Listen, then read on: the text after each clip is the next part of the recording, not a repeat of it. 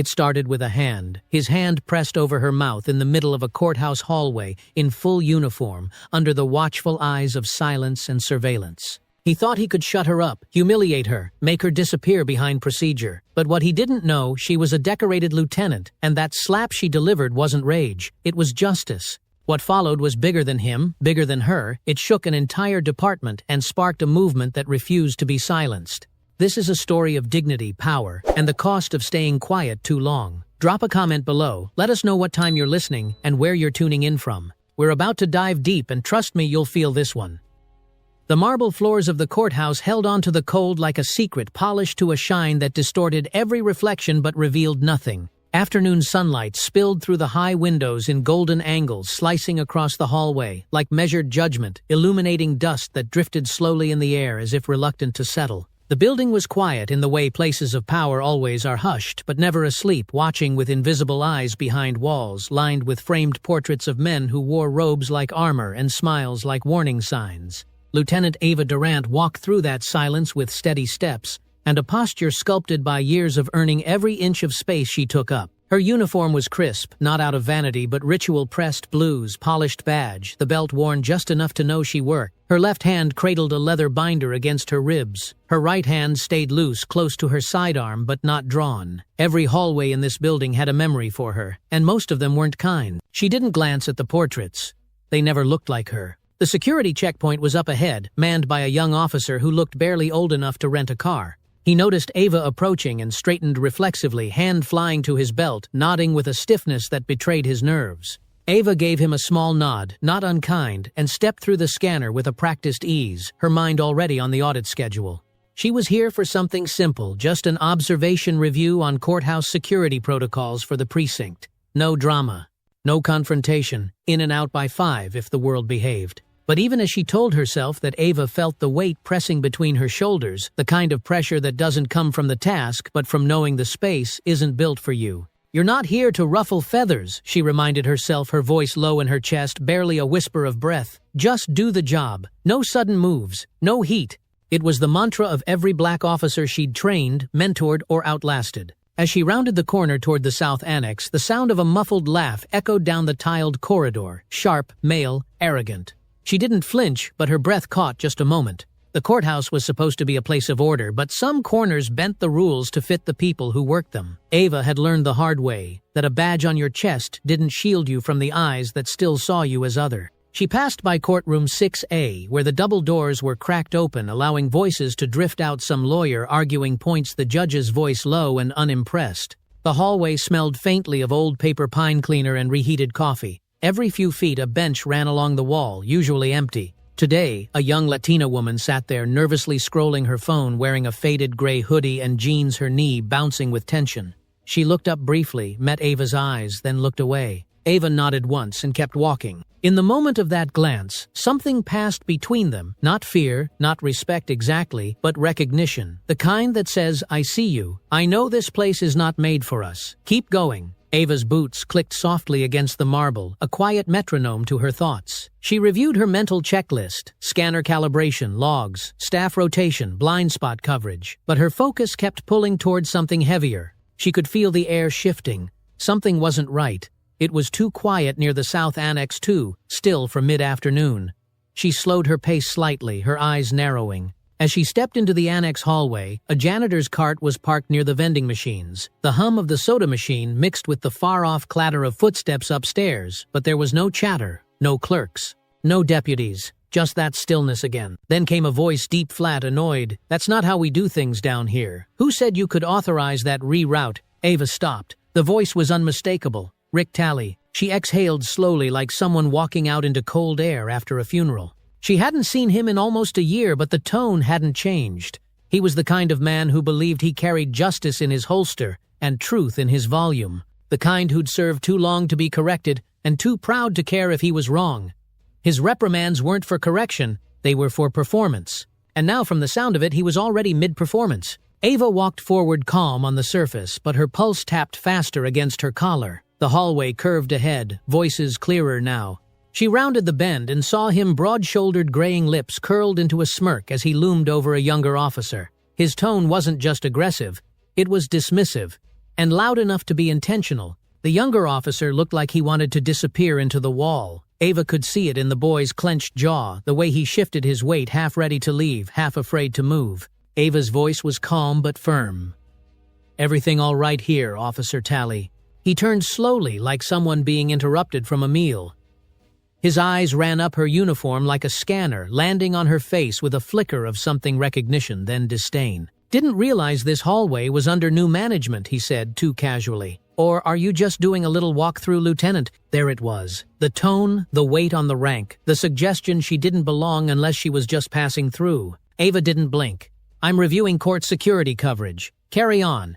She kept her tone even neutral, not backing down, not rising to the bait. But inside, something had already shifted. The air in the hallway felt heavier now. And something told her this was no longer going to be a quiet day. Officer Rick Tally had been pacing the courthouse annex since noon, chewing on the inside of his cheek like a man waiting for trouble he could shape with his own hands. His boots hit the floor too hard, too slow, echoing off the marble with the smug rhythm of someone who believed the building owed him respect. He leaned against a bulletin board covered in outdated notices and bent posters, arms folded across a vest, stretched tight over his chest, eyes scanning everyone who passed with that same sour mix of suspicion and entitlement. He'd been at this precinct for over 25 years and wore his seniority like a weapon, one that didn't need to be drawn to leave bruises. To some, Tally was just another old-school cop who didn't take crap and liked things done by the book. His book mostly unwritten, rarely followed, but always enforced when it suited him. To others, especially the newer recruits, and anyone who didn't match his view of what authority should look like, he was something more dangerous, a man who confused control with integrity and who treated policy like a suggestion if it came from the wrong voice or the wrong skin.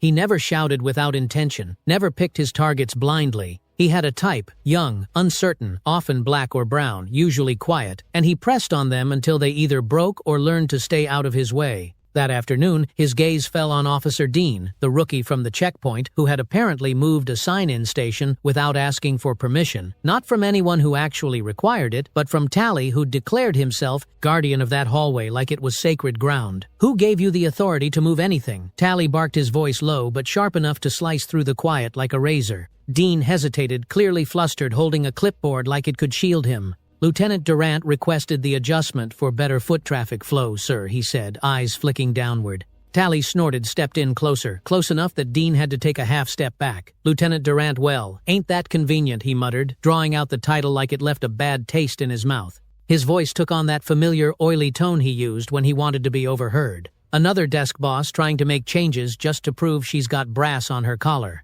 From around the corner, Ava had already begun walking in their direction, having heard enough of the exchange to know where it was going. Her heels tapped softly as she approached her steps, measured, shoulders squared, not out of confrontation, but control. She didn't want a scene. But Tally thrived on the theater of disrespect. He wanted the hallway to be his stage and Dean to be his prop. When Ava stepped into view, Tally didn't falter, he smiled. That kind of slow, mean grin that said he'd already decided how this story ended. Well, he said, his tone falsely bright. "Lieutenant Durant, I didn't know we were micromanaging hallway furniture now." Ava didn't return the smile. Her expression was calm, unreadable, like a mask carved from stone. She walked up beside Dean, glanced briefly at the clipboard, then met Tally's eyes with the steady gaze of someone who'd stopped needing to raise her voice to be heard. "Officer Dean is following my directive," she said simply. "If you have a concern, you're free to file it formally. But you don't speak to my officers like that." Tally tilted his head, his amusement deepening. "Your officers," he repeated, as if testing the phrase. "That's cute. Didn't know we started handing out command to just anybody."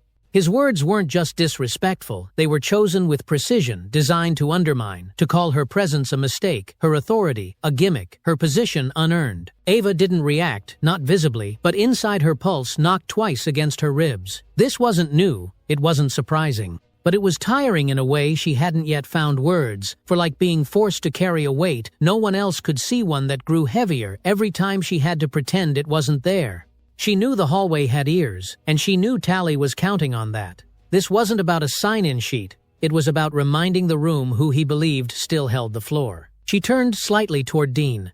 "Go ahead and finalize that change," she said, voice low but steady. "You're doing fine." Dean hesitated for a split second, then nodded, and walked off, the tension in his shoulders slowly unwinding. Tally watched him go, eyes narrowed, then turned back to Ava, his voice lowering. "You really think anyone around here sees you as one of us?" he asked, quiet enough now that no one else could hear. "You're a placeholder, Durant. A headline." Ava stared at him for a long moment, not because she was shocked she wasn't, but because she understood the choice she faced. Let it go, and he'd only grow bolder.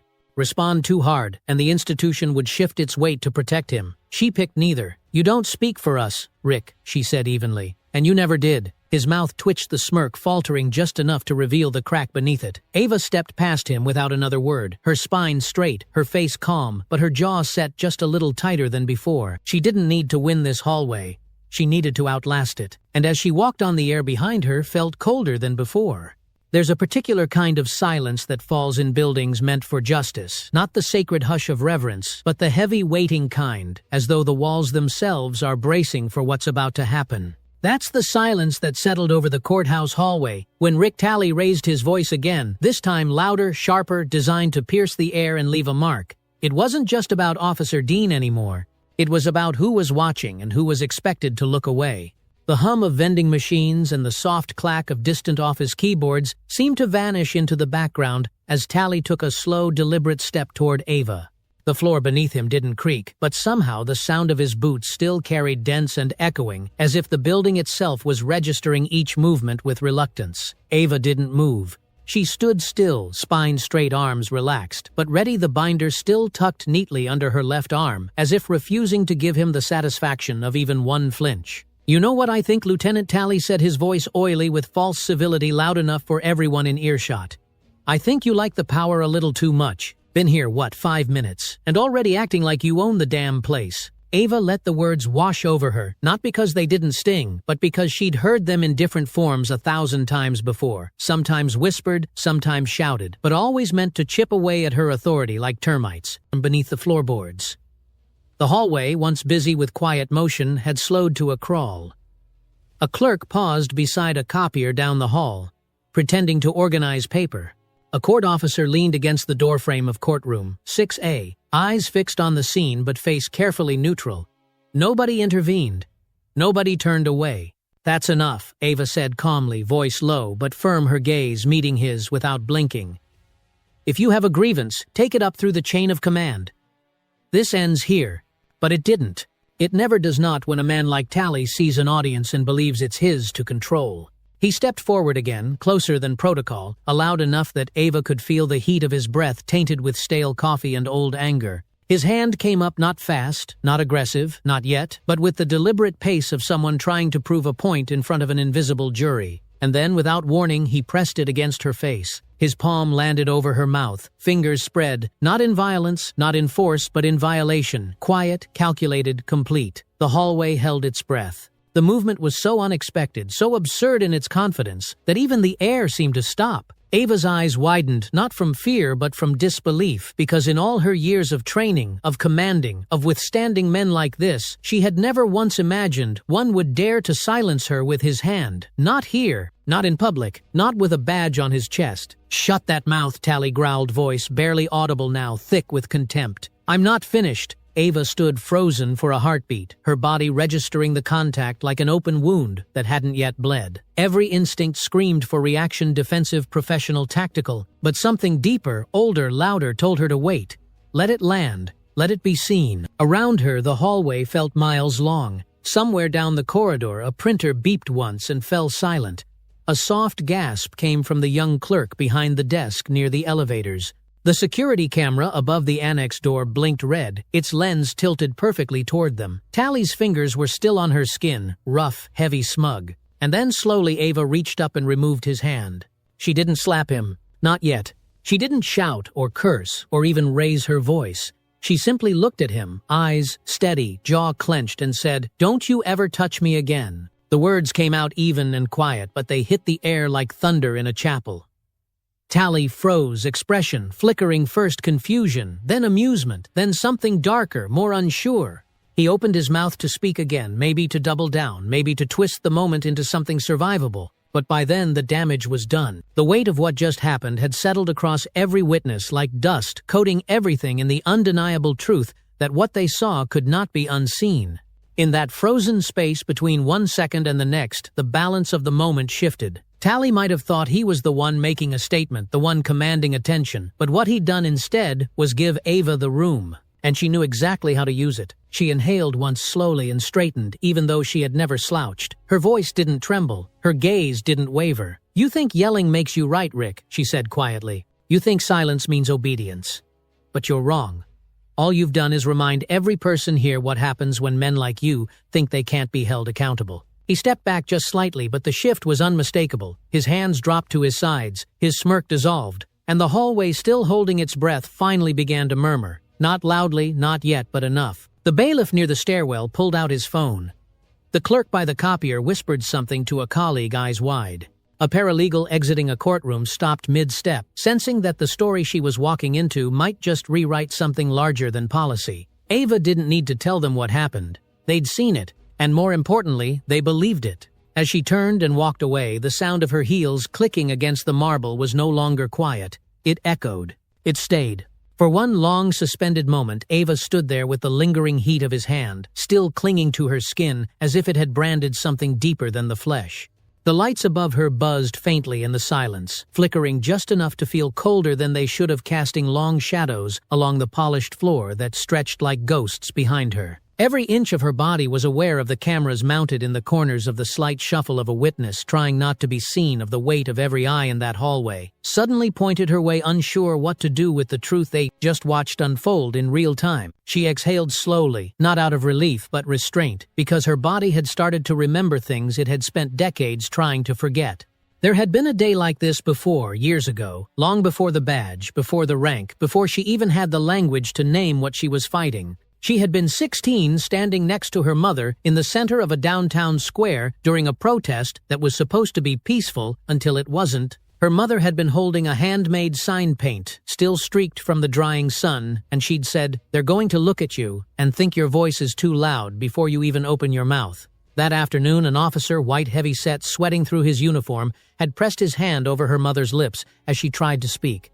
Not scream, not provoke, just speak. And Ava remembered the look in her mother's eyes. In that moment, not fear, not even humiliation, but a quiet kind of fury that didn't burn, didn't boil, but calcified, hardened, stayed. Now, decades later, standing in this courthouse hallway, dressed in the very uniform that once marked her mother as a threat, Ava felt the echo of that day press itself into her spine. It wasn't just Tally's hand. She was feeling it was his arrogance, his certainty that no one would stop him, his belief that her voice didn't belong in this place unless it agreed with his version of order. But it wasn't only about him. It never was. Men like Tally didn't invent the silence, they just inherited the permission to enforce it. Her hands, which had remained steady through interrogations, night raids, and more traffic stops than she could count, now trembled slightly at her sides, not from fear but from the cold pressure of control, slipping momentarily from her grasp. She adjusted her stance by a half-inch, squared her shoulders again, and breathed in through her nose. The air tasted stale, metallic, like old radiator steam and courthouse dust, but it grounded her. Behind her, a cough, the soft drag of a shoe. The world was beginning to move again, but she wasn't ready to let it go.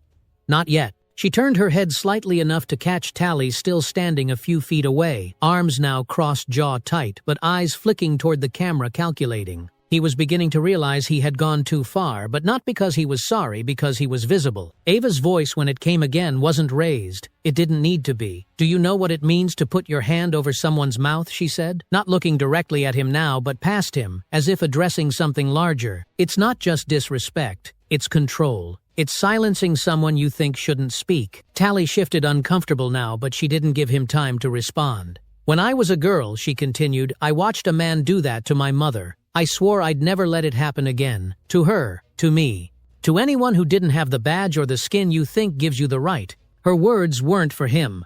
They were for the hallway, for the cameras, for the witnesses too afraid to speak, for the clerk, still pretending to staple something she hadn't printed. They were for the memory of her mother, for the trembling hands that had held protest signs when Ava still wore sneakers with holes in the toes. She spoke for all the voices pressed down in places like this, in rooms like these, by men who thought silence was compliance. Tally muttered something under his breath, maybe an insult, maybe a defense, but Ava didn't flinch this time. She stepped forward, not to threaten but to reclaim the space that had always been hers. "You don't get to decide who's allowed to lead here, Rick," she said. "You lost that right the moment you put your hand where it never should have been." Then, with her chin lifted and her breath now steady, she turned not as a retreat but as a deliberate withdrawal. She had nothing to prove in this hallway anymore. The proof had already been laid bare in the stillness, in the shock, in the silence that had followed his touch. Let him stay standing there with all his years of power and none of its dignity. As Ava walked away, the sound of her footsteps no longer felt like retreat. They rang with memory, with purpose, with a slow-burning resolve that could no longer be silenced. And somewhere deep in the quiet, the echo of her mother's voice whispered, "Don't you ever lower your eyes, girl, not for them, never again." There's a point, quiet, sharp, and final, when a line isn't just crossed, it's burned away entirely. Ava felt that moment settle deep in her bones as she stood in that hallway surrounded by silence so thick it clung to the skin like damp fabric. Her breath was steady now, but not calm. It carried the kind of weight that comes from holding back for too long, from absorbing too many offenses, while pretending they were just part of the job. Every inch of her body knew that what just happened had changed something not just in her, but in the space between her and every witness still pretending not to watch.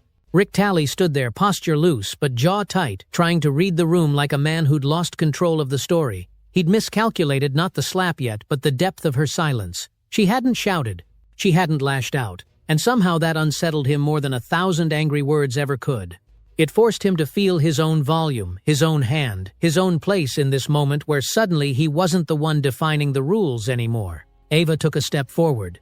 Not much, just enough to claim the space he'd filled with smugness and heat, and that smirk he thought could silence people like her. Her hands were at her sides, open still. Her voice, when she finally spoke, came out low, measured, shaped by years of choosing her words carefully enough to stay employed, yet strong enough to remain herself. "You want to make me small," she said, her eyes never leaving his, "but I was never built to shrink for you." Talley opened his mouth, perhaps to respond, perhaps to sneer, but he didn't get the chance. Ava raised her hand and slapped him. The sound cracked through the hallway like a gavel dropped hard onto oak, sharp and final. It wasn't theatrical. It wasn't angry. It was something older, deeper, something ceremonial. It was the kind of slap that didn't ask for justice, but delivered a piece of it raw and unfiltered into the moment where it was owed. Talley staggered back half a step, not from the force, but from the shock, like a man suddenly waking up to realize the rules of the room had changed and no one had told him. His hand moved instinctively to his face, brushing the skin where her palm had landed, his eyes wide with disbelief and bruised pride.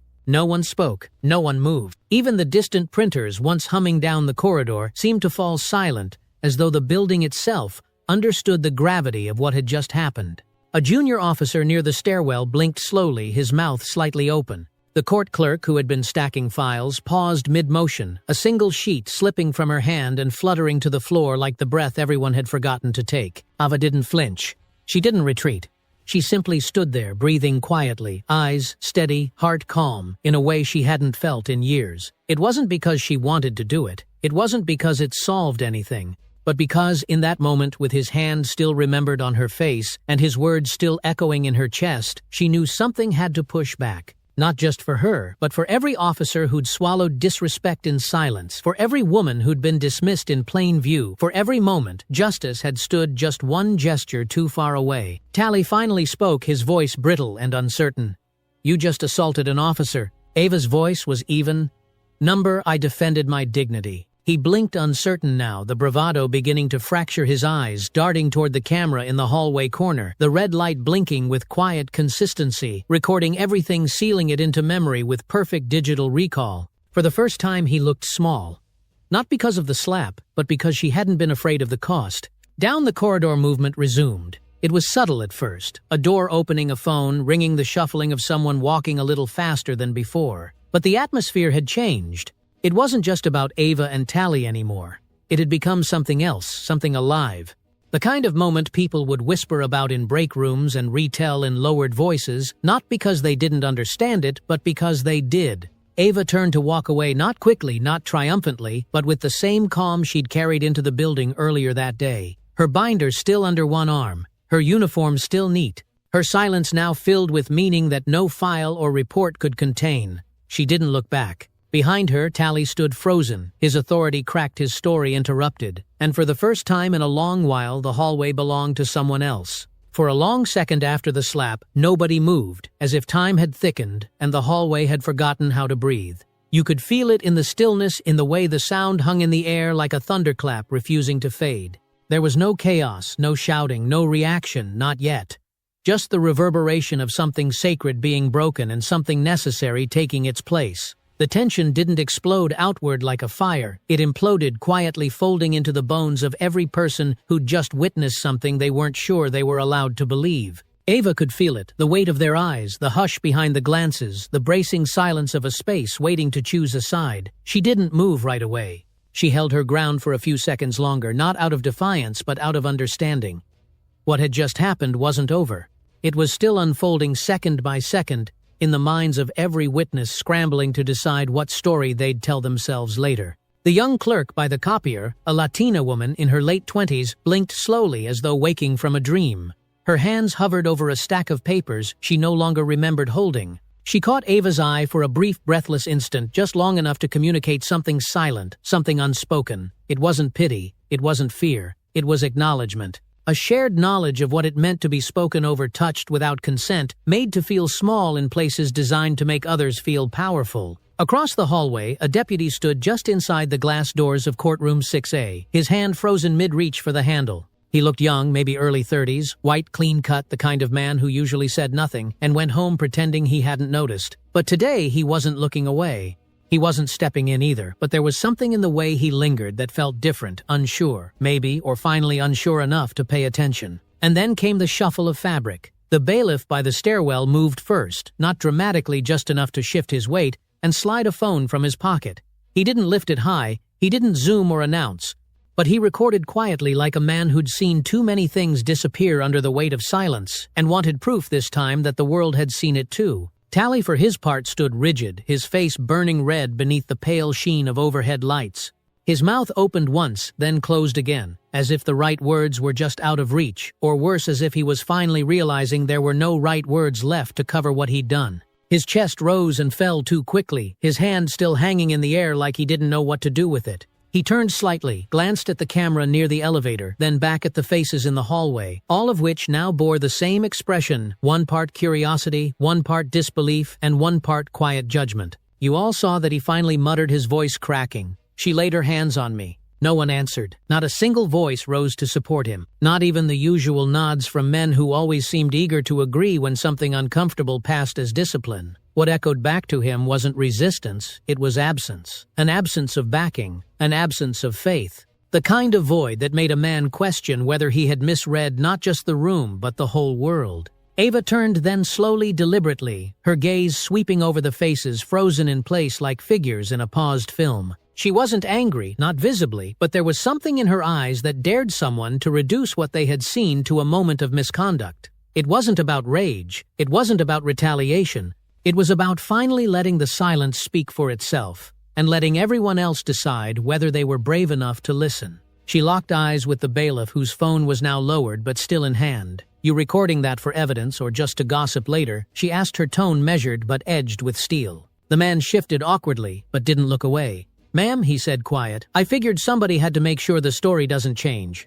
For the first time since the slap, Ava nodded, not as approval, not as thanks, but as recognition. She could feel the hallway starting to breathe again, people shifting slightly, footsteps starting to resume, but everything had changed. It was no longer just about her and Tally. The story had become communal, claimed by the collective gaze of those who'd stood frozen in its unfolding. Someone at the end of the hall whispered, "She's a lieutenant," and the words moved like a ripple down the corridor.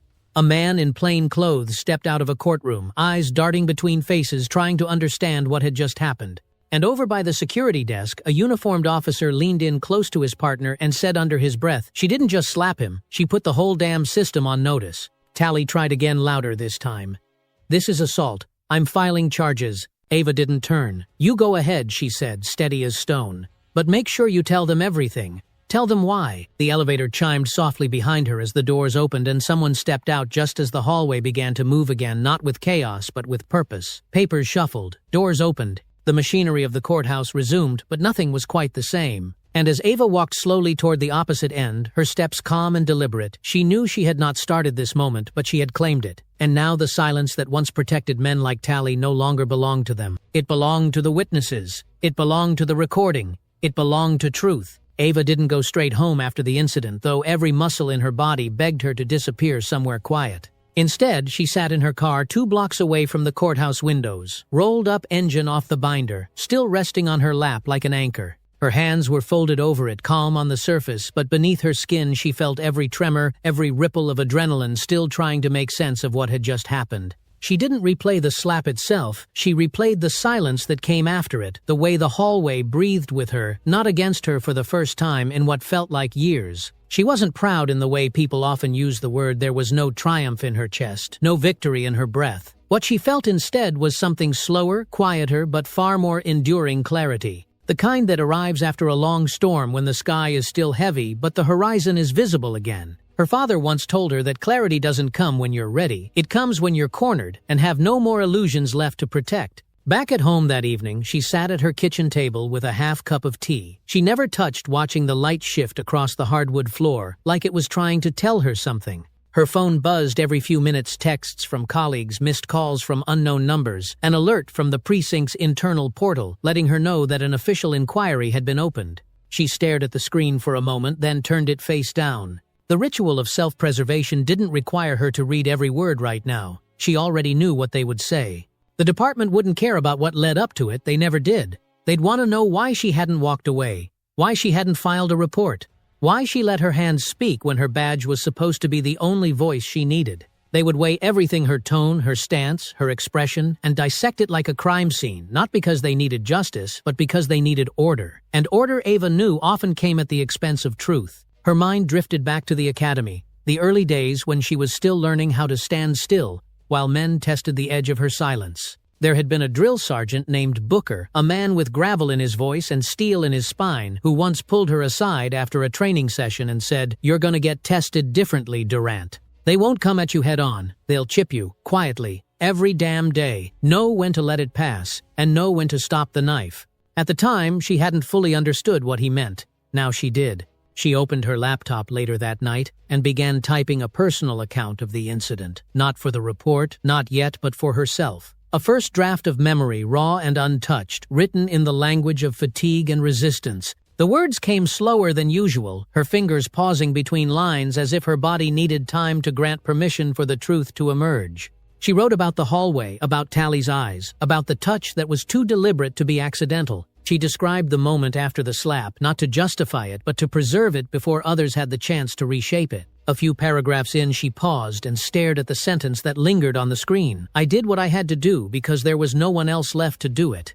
Her throat tightened not with tears, but with the simple weight of recognition. Later, she dug through the top drawer of her desk and pulled out a photo she hadn't looked at in months. Her and her mother standing shoulder to shoulder at a community event, arms crossed the same way. The same quiet fire in their faces. Her mother had always told her, being right doesn't mean being safe, but sometimes you've got to pick one and live with it. That night, Ava didn't sleep much. The house was quiet, the kind of quiet that amplifies the heartbeat and sharpens the memory. She got up once around 3, walked barefoot to the kitchen, poured a glass of water, and stared out the window at the neighborhood bathed in amber streetlight. Somewhere nearby, a dog barked once and went quiet. Somewhere even closer, her reflection stared back at her in the glass, tired still but unbroken. When morning came, Ava ironed her uniform, as she always did. Precise creases, clean lines, the badge wiped and centered. It wasn't about perfection. It was about discipline. It was about saying without words, "I'm still here." She packed her things, opened her front door, and stepped into the light with a gait that hadn't changed but now carried something more. She was no longer just returning to work. She was returning as someone who had drawn a line, not just for herself, but for everyone who'd been waiting for someone else to go first. And the silence she once walked through would never feel the same again. The message came through an official department email at 8:16 the next morning, subject line, bold, curt, impersonal, notification of Administrative Review Lieutenant Ava Durant. No greeting, no explanation, just a timestamp and instructions to report to Internal Affairs by noon for an initial interview. She sat at her desk in the precinct's operations office, the same office she had earned with years of flawless conduct, looking at the screen with a stillness that wasn't surprise, but confirmation. She'd known it was coming. It always came. The system didn't hesitate to investigate an officer who pushed back, especially when the person she pushed was one of its own. Outside her window, the wind tugged at the trees in slow, uncertain waves, bending the branches but never quite breaking them. A coffee mug half full and cooling by the minute sat untouched by her right hand. It was a gift from her first partner years ago, black ceramic chipped along the rim with the words, "Earned not issued," printed in worn gold. That phrase echoed now almost mocking in the way reality liked to loop back on itself. When she finally stood straightening her jacket and reaching for her badge, the entire office seemed to hold its breath. Conversations slowed. Chairs stopped creaking. No one said anything, but their eyes followed her. Not with judgment, not quite with solidarity either, but with the vague discomfort of people watching someone walk into a room they prayed they'd never be summoned to. She didn't blame them. The walls in this building were lined with stories like hers that never made it to the bulletin board, that got swept under policy reviews and paper trails until they disappeared completely. She arrived at Internal Affairs 15 minutes early. The waiting area was cold and impersonal, the chairs too firm, the lights too bright. A secretary with a tight bun and a tighter expression handed her a clipboard without making eye contact. Initial statement, she said, barely audible. "You can write or wait to speak it. They prefer the latter." Ava nodded once, took the clipboard and didn't bother filling anything in. There would be time for that later when someone asked the questions they were really hoping she wouldn't answer. The interview room was smaller than she expected. One table, 2 chairs, a mounted camera in the corner, blinking silently, red and expectant. Across from her sat Captain Heller, a tall, gaunt man with sleeves rolled too high and a smile too thin. He didn't introduce himself. He just opened a file, adjusted his glasses and said, "Let's talk about what happened in the South Annex." She folded her hands on the table. "Are we talking about what happened, or what it looked like on paper?" He looked up at her briefly, as if surprised by her composure. "What happened?" he said flatly. "In your own words." So she told him. She kept her voice steady, gave details where it mattered, avoided embellishment. She didn't dramatize, didn't defend, didn't apologize. She described the hallway, Tally's words, his proximity, the hand, the silence. She described her choice, her restraint, and the slap, not as an outburst but as an answer. Throughout it all, Heller said nothing. Just wrote notes. Occasionally glanced at the camera. When she finished, he tapped his pen twice and leaned back slightly, as if bracing for a storm that hadn't yet arrived. "There's a process we have to follow," he said after a moment.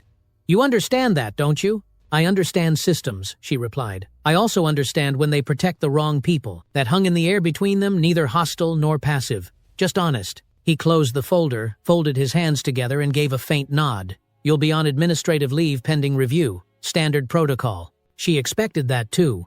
What she didn't expect, what twisted slightly in her gut, was how routine it all felt. Like the slap hadn't been the rupture, but the paperwork. Like the breach wasn't in Tally's hand, but in her refusal to absorb it quietly. That more than anything reminded her where she stood, not just within the department, but within the structure that pretended neutrality while flinching from truth. When she walked out of the room, no one met her eyes. Not the receptionist, not the officer walking in as she left, not even the janitor buffing the floors with a machine that squealed too loud for the silence she carried with her. She passed through the front doors without pausing, without adjusting her collar, without checking her reflection in the glass. She already knew who she was. The question now was who they would pretend to be. Back home, she sat in her living room, surrounded by quiet that didn't comfort, only measured her thoughts like a clock, counting each breath. The phone rang 3 times that afternoon, 2 reporters, 1 legal advisor. She answered none. She wasn't ready to be a symbol yet.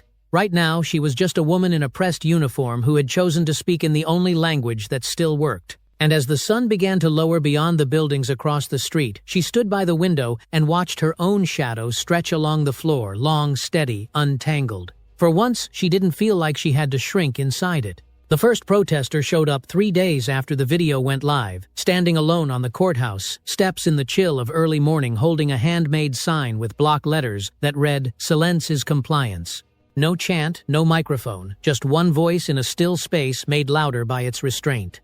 By noon there were 7 more, some in hoodies, some in dress shirts, some young, some gray-haired, clustered in quiet defiance, not blocking the doors, just being seen. Someone brought a thermos of coffee. Someone else passed around flyers with a single quote from Ava Durant printed across the top. "You don't get to decide who's allowed to lead." Ava watched from a distance that day, seated in an unmarked sedan down the block, her coat collar turned up against the wind, hands still and folded in her lap. She didn't wave, she didn't speak, she just watched the slow swell of people gathering in a place that had once swallowed her voice. Now it seemed the silence was echoing with something different. She wasn't the kind of person who believed in social media movements. Hashtags could trend and vanish before the ink dried on a complaint form. But the footage of her slap-clean, unfiltered, and framed by institutional blandness had struck a nerve far beyond what she expected. It had been uploaded by a court clerk anonymously, then reposted by a civil rights group, then dissected in articles and roundtables and comment threads that ranged from furious to reverent. Some called her impulsive. Some called her heroic. Most just said, she finally did what someone should have done years ago. By the fifth day, the crowd doubled, and the signs began to change. They weren't just about Ava now, they were about policy, about dignity, about the accumulated weight of silent mistreatment inside uniformed spaces. One woman held a framed photograph of her daughter, a rookie officer who'd resigned after a year of constant undermining. A retired black detective spoke to a local news crew about the time he was denied a promotion by the same man Ava had slapped. None of it was coordinated. All of it was personal, and through it all, Ava remained still, not out of fear, but out of discipline. She knew what happened when emotion outpaced strategy. She knew the department was watching, compiling, preparing statements that made the institution seem thoughtful, neutral, invested in restoring confidence. They hadn't fired Tally, not yet. He'd been placed on paid leave, pending further review, a phrase so sterile it practically erased the harm it was meant to address. But the people weren't waiting. The movement had taken on a rhythm of its own, morning chants, silent vigils, veterans standing shoulder to shoulder, with teenagers holding signs like shields. Church elders brought folding chairs and hymn books.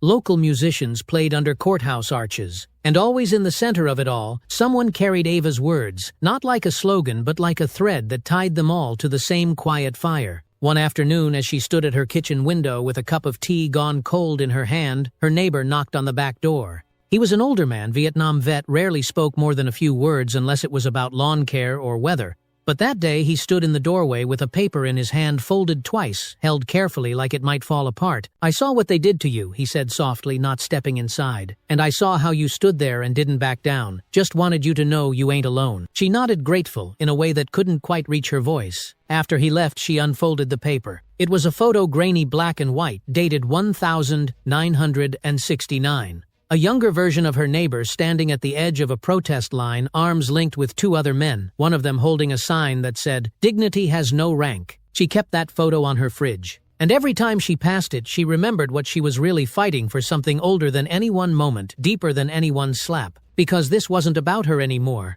Not just. It was about the pressure that builds when silence is mistaken for peace, and the noise that follows when someone finally refuses to stay quiet. It was about what happened when dignity stopped whispering and started to speak in full voice, in full view, without apology. And most of all, it was about what happened when people listened and chose not to turn away. The room where Ava sat was colder than it needed to be, lit with that flat overhead fluorescence that made every surface look sterile, even the polished oak of the long conference table. The blinds were drawn tight, filtering the outside light into stripes that slashed across the floor like quiet warnings. Everything about the space felt intentional, designed not to comfort but to contain.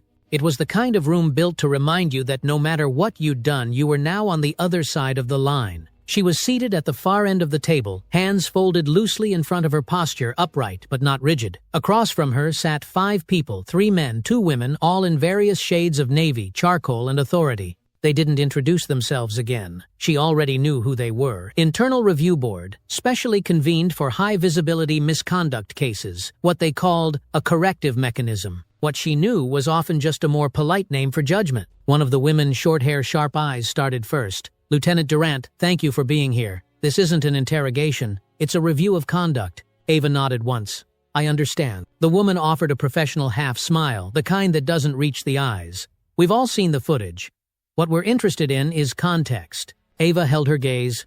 "So am I." There was a brief pause, a rustle of papers, the sound of a pen cap clicking open. One of the men, balding voice slow and practiced, leaned forward. "Walk us through your decision, Lieutenant. Why respond physically? Why not disengage?" She could feel it then, the subtle shift of the room, not aggressive but pressing. The language wasn't hostile, but it was strategic, measured. Framed in a way that placed the burden of explanation on her restraint, not on the offense that required it. She waited a breath before answering. "Because there's a point where words stop working," she said, voice low but clear.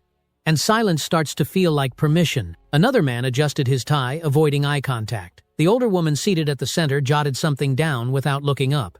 Ava watched her pen move in tiny, efficient strokes, as if reducing the moment to a line item might make it easier to digest. I didn't react out of anger, Ava continued, not raising her voice. I reacted because the system we serve is built on the idea that our badges mean something. And when a fellow officer puts his hand over my mouth in a public hallway in front of a junior colleague while I'm in uniform, that badge is already compromised. I didn't break protocol. I reasserted it. The words hung in the room longer than she expected.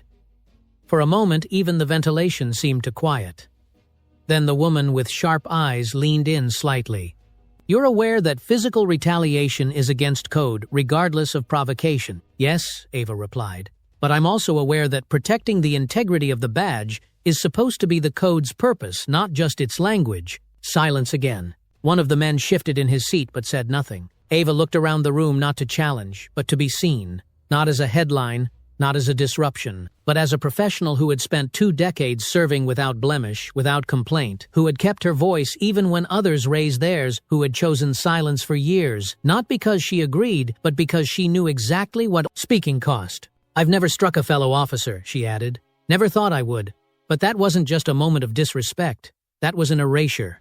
And if I hadn't responded, that erasure would have become part of the record, unchallenged, uncorrected, normalized. The chairwoman finally looked up from her notes. Her expression was unreadable, but her eyes lingered longer than before. We've also received substantial community feedback regarding this incident, she said carefully. Support for you has been significant. Ava said nothing. She didn't have to. That was the part they hadn't expected, the part that had made this hearing happen behind closed doors, instead of being quietly buried under departmental protocol. The people outside the courthouse, the letters, the emails, the veterans, the young officers, the footage that had gone viral not because of its violence, but because of its clarity. The clarity of what happened, and who chose to do something about it. Final question, the older man said, his voice slower now. Would you make the same choice again?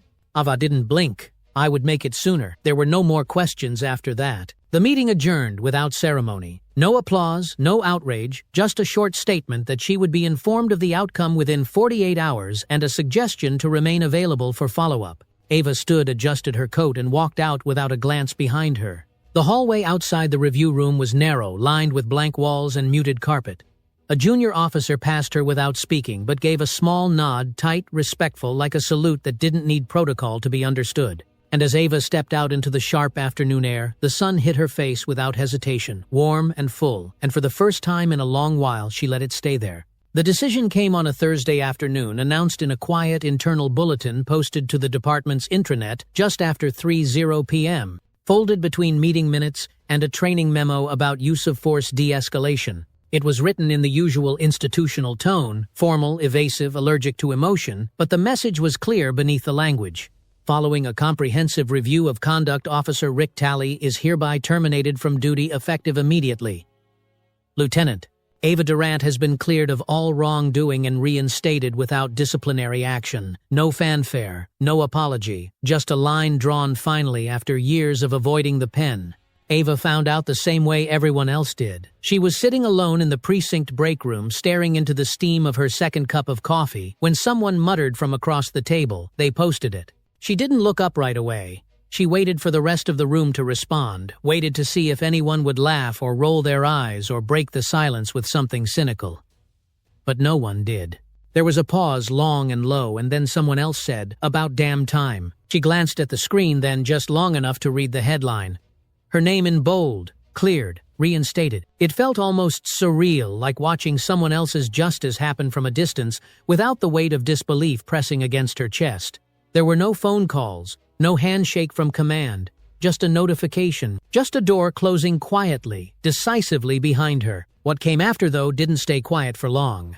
That evening, the department inbox was flooded with messages not from journalists or officials, but from people, retired officers who hadn't worn a uniform in 20 years, civilian employees, paramedics, janitors, recruits still in academy. Some wrote only one line, "Thank you." Others told longer stories, pages of memory about the times they'd been overlooked, undermined, or silenced, each one now believing just a little more that silence didn't have to be the rule. She read them slowly, one by one, not rushing through them like updates, but honoring each as a window into someone else's battle. One message stayed with her more than the rest, a short note from a white sergeant who'd served with Talley years ago. He wrote, "I stood by when I should have spoken up. That won't happen again. You reminded me who we serve." The next morning, a printed version of that bulletin was taped to the courthouse front doors. Below it, someone had written in thick black marker, "Justice isn't always polite. Sometimes it slaps back." That same day, the local paper ran a headline in clean serif font, "Lieutenant Durant reinstated after viral incident, public outcry credited." But Ava didn't read the article. She didn't need their framing. She had lived the real story, every second of silence, every glance turned sideways, every time she had to choose between her dignity and her job. Now finally, for once, they didn't get to rewrite it. At the department headquarters, things began to shift, not overnight, but perceptibly. Officers who had once avoided her in the hall now nodded with something that felt close to respect. Younger women on the force stopped by her office to talk not just about policy, but about endurance. One of them, barely 2 years in, asked her quietly, "How do you stay calm when they want to tear you down?" Ava took a breath and answered without hesitation. "You don't stay calm," she said. "You stay grounded. There's a difference."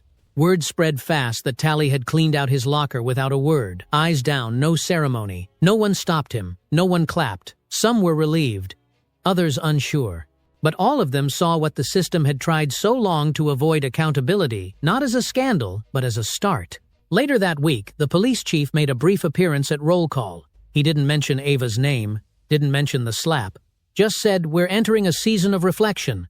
Let's lead with integrity." It was vague enough to forget, but pointed enough to remember. And as Ava stood in the back of the room, arms crossed loosely, eyes steady, she realized something had changed, not just in policy, but in posture. People were listening differently now, and outside, the protests had softened into something quieter, more enduring. A mural was painted on the side of a brick wall near the courthouse. Ava's silhouette in blues and golds, head held high, not in glory, but in clarity. Beneath it were the words, "She didn't raise her voice, she raised the standard." Ava didn't pose for it. She didn't authorize it. But when she walked by one morning on her way to work, she paused just long enough to take it in.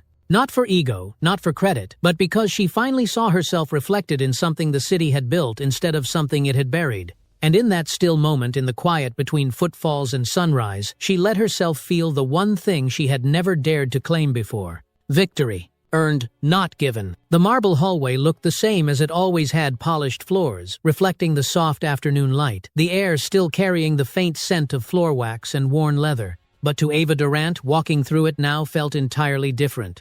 The silence, once oppressive, no longer pressed down on her shoulders like a warning. It had changed subtly but undeniably into something else, an acknowledgement, a kind of quiet respect that didn't demand attention but offered space. She walked slowly, not because she was uncertain, but because she wanted to feel every step of the return. Her shoes clicked steadily across the floor, the same rhythm she'd walked for years. But this time, the sound carried further, almost like the building itself had decided to listen. The portraits on the walls didn't look any less solemn, and the ceiling lights still buzzed faintly overhead, but somehow the space had softened. No longer a place she had to brace herself to enter.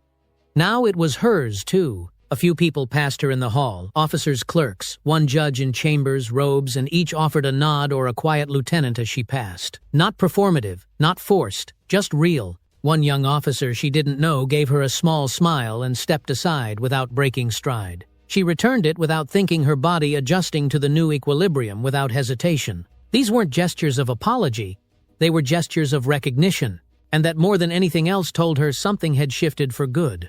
When she reached the South Annex, she paused just outside the double doors. For a moment, she simply stood there, her hand resting lightly on the edge of the doorway, her eyes tracing the stretch of corridor where it had all unfolded. It looked exactly the same, the vending machines humming softly, the bulletin board with uneven flyers, the benches aligned neatly along the wall. But the energy was different now. The silence no longer held a threat, it held memory. She stepped forward slowly, letting the moment settle. Her fingers brushed the wall as she passed it, not out of sentimentality, but as a kind of grounding, like touching a scar that no longer ached, only reminded. Her breath stayed steady. Her hands stayed relaxed. There was nothing left to defend here, only something to reclaim. A junior officer, Dean, stood at the end of the corridor, clipboard, in hand checking equipment tags near the exit. When he saw her, he straightened instinctively, then caught himself and smiled instead. "Good afternoon, Lieutenant," he said, his voice more confident than the last time she'd seen him. "Afternoon, Officer Dean," she replied, pausing beside him. "Everything running smooth." He nodded, then hesitated just a moment before speaking again. "People still talk about it, you know," he said, eyes flicking toward the hallway behind them. "What happened here?" Ava looked past him for a second, then met his gaze. "Let them talk," she said, quiet and calm. "Let them remember." He gave a thoughtful nod, as if hearing something deeper in her voice than just the words. Then he turned back to his clipboard, and she walked on. The walk back toward her office was unhurried, filled with glances she no longer had to interpret, and spaces she no longer had to shrink into. She passed through the reception area, where someone had placed a framed quote on the wall. Nothing dramatic, just 4 words etched into glass. "Dignity doesn't ask permission." She didn't know who had hung it, and she didn't need to. When she reached her office, she opened the door and stepped inside without pausing. The desk was clean, the chair still exactly where she'd left it, her nameplate untouched on the corner. She sat down and let the weight of the seat settle beneath her, not heavy but grounding. She opened a file folder, then paused, staring for a moment at the blank form inside. Out the window, the sun was beginning to shift lower in the sky, casting long lines across the precinct parking lot. The shadows reached up the walls like questions waiting for answers. A knock on the door brought her back. "Got a minute?" It was Captain Lin, one of the few who had stayed silent during the investigation but never looked away. Ava nodded once. "Yeah, come in." He closed the door behind him, then remained standing for a moment, hat in hand, expression thoughtful. "I just wanted to say, not everything moves fast around here. But some things do move, thanks to you." She met his eyes. "Took more than just me." He gave a soft chuckle. "Maybe. But it started with you." Then he paused. "You thinking about putting in for deputy chief next cycle?" Ava raised an eyebrow, amused. "One fight at a time, Captain." He grinned, then nodded and turned to leave. "Fair enough." As the door clicked softly shut behind him, Ava leaned back in her chair and closed her eyes for a moment. Not to escape, not to rest, just to breathe. And in that breath, she let herself feel the full weight of everything that had come before. The pressure, the silence, the choice, the slap, the waiting, the cost, and knew that none of it had been wasted. Because the point had never been the noise. It had always been the echo, and now for once the echo belonged to her. What happened in that courthouse hallway wasn't just a confrontation, it was a revelation. Lieutenant Ava Durant didn't raise her voice. She didn't seek attention. She stood her ground when dignity was pushed too far, and in doing so, she reminded all of us that silence is not always peace, and patience is not always safety. For years she played by the rules, hoping the system would protect those who served it with honor. But when the moment came, she made a choice not just for herself, but for every unseen voice, every bowed head, every good person who stayed quiet because they feared losing everything. This story is about more than a slap. It's about the weight of restraint, the cost of speaking up, and the quiet courage it takes to protect not just a uniform, but the soul that wears it. It's a call to remember that justice doesn't always arrive with applause. Sometimes it walks silently through marble hallways, steady, unshaken, and absolutely unafraid. If this story moved you, if it reminded you of someone you know or something you've lived through, don't let it end here. Like it, share it, and subscribe for more stories that shine a light on truth, courage, and the quiet power of standing tall when the world expects you to bow. Because the greatest change doesn't always come from shouting. Sometimes it comes from one person refusing to stay silent. And that, my friends, is how dignity wins.